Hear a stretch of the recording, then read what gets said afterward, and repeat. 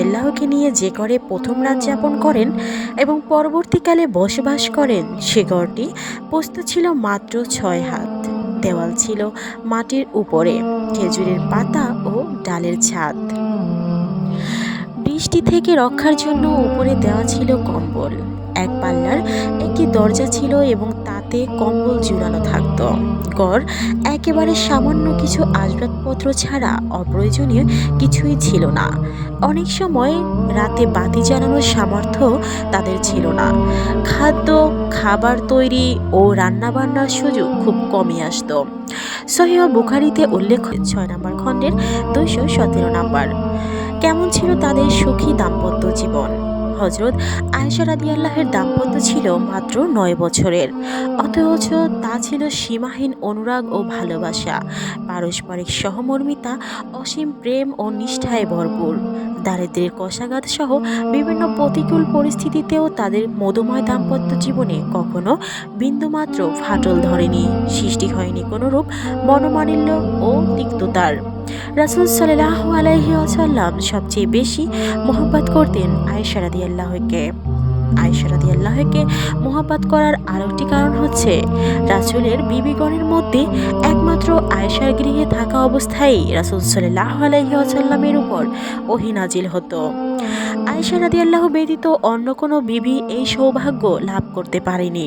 এমনকি একবার হযরত আমর ইবনুল আস রাদিয়াল্লাহু রাসূলুল্লাহ সাল্লাল্লাহু আলাইহি ওয়াসাল্লামকে জিজ্ঞেস করলেন, এই জগতে আপনার কাছে সবচাইতে প্রিয় ব্যক্তি কে? তিনি বললেন, আয়েশা। তিনি বললেন, আমি পুরুষ সম্পর্কে জানতে চেয়েছি। নবী করিম সাল্লাল্লাহু আলাইহি ওয়াসাল্লাম বললেন, আয়েশার পিতা। তাছাড়া সহিহ বুখারীতে উল্লেখ আছে যে রাসূল সাল্লাল্লাহু আলাইহি ওয়াসাল্লাম আয়েশার কোলে মাথা রেখে শেষ নিঃশ্বাস ত্যাগ করেন এবং আয়েশার গড়েই তাকে দাফন করা হয়। এটি সহিহ বুখারীর 1306 নম্বর হাদিস, আত-তাবাকাতের 8 নম্বর খণ্ডের 67 নম্বর। হাদিস চর্চায় মহিলা সাহাবীদের অবদান 231 নম্বর। এর কারণে রাসূল সাল্লাল্লাহু আলাইহি ওয়াসাল্লাম তাকে এত বেশি মহব্বত করতেন। এটি সহিহ বুখারী শরীফের 2য় খণ্ডের 640 নম্বর। আয়েশা রাদিয়াল্লাহুর প্রখর স্মৃতিশক্তি। নবী পত্নীদের মধ্যে হযরত ইলম একত্র করা হতো, তাহলে আয়েশার জ্ঞান ও ইলমের অধিকার বিস্তৃত হতো। অপর এক বর্ণনায় ইমাম জুহরি রাদিয়াল্লাহু বলেন, গোটা নারী জাতির জ্ঞান এবং আয়েশা রাদিয়াল্লাহুর জ্ঞান যদি একত্র করা যেত, তাহলে হযরত আয়েশার ইলমই শ্রেষ্ঠ হতো। বিশিষ্ট সাহাবী হযরত আবু মুসা আশআরী রাদিয়াল্লাহু বলেন, আমরা মুহাম্মদ সাল্লাল্লাহু আলাইহি ওয়াসাল্লামের সাহাবীগণ কোনো কঠিন সমস্যার সম্মুখীন হলে আয়েশা রাদিয়াল্লাহুর নিকট সে বিষয়ে জিজ্ঞেস করে সঠিক সমাধান পেয়ে যেতাম। মোট কথা, তৎকালীন সময়ে হযরত আয়েশা রাদিয়াল্লাহু ছিলেন ইসলামী জ্ঞান বিজ্ঞানের কেন্দ্রবিন্দু।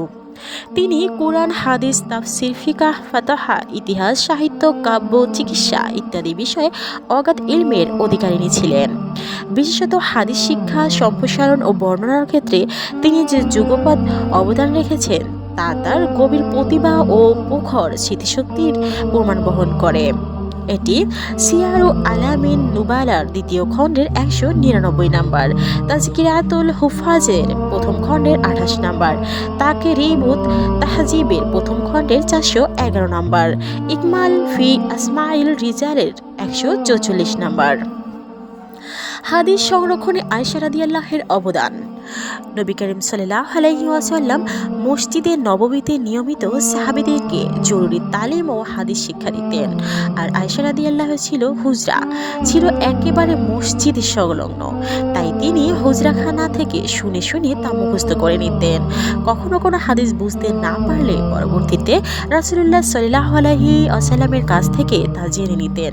তাছাড়া নবী করিম সাল্লাল্লাহু আলাইহি ওয়াসাল্লাম নির্দিষ্ট দিনে এবং নির্দিষ্ট স্থানে নারীদেরকেও হাদিস শিক্ষা দিতেন। আয়েশা রাদিয়াল্লাহু ওই সব মজলিসে উপস্থিত হয়ে হাদিস শিখতেন। রাসূল সাল্লাল্লাহু আলাইহি ওয়াসাল্লাম এর দরবারে মহিলা বিষয়ে কোনো মাসআলা তলব করা হলে আয়েশা রাদিয়াল্লাহু তা বুঝিয়ে দিতেন। এভাবে তিনি ইলমে হাদিস। হযরত আয়েশা রাদিয়াল্লাহু আরও 48 বছর জীবিত ছিলেন, কিন্তু তার হৃদয় ছিল আল্লাহর প্রেমে ভরপুর। তাই শেষ বয়সে এসে তিনি আল্লাহর সান্নিধ্যে যাওয়ার জন্য ব্যাকুল হয়ে পড়েন। বিশুদ্ধ মতে উম্মুল মুমিনিন হযরত আয়েশা রাদিয়াল্লাহু তৎকালীন গভর্নর হজরত আবু হুরায়রা রাদিয়াল্লাহু তার জানাজার সালাতের ইমামতি করেন। এটি আসমাউস সাহাবা আর রুয়াতের 40 নাম্বার, তাজকিরাতুল হুফাজের প্রথম খণ্ডের 29 নাম্বার, আল ইসাবার 8 নাম্বার খণ্ডের 141 নাম্বার। এই পর্বের মাধ্যমে আয়েশা রাদিয়াল্লাহু সংক্ষিপ্ত জীবনী শেষ করছি।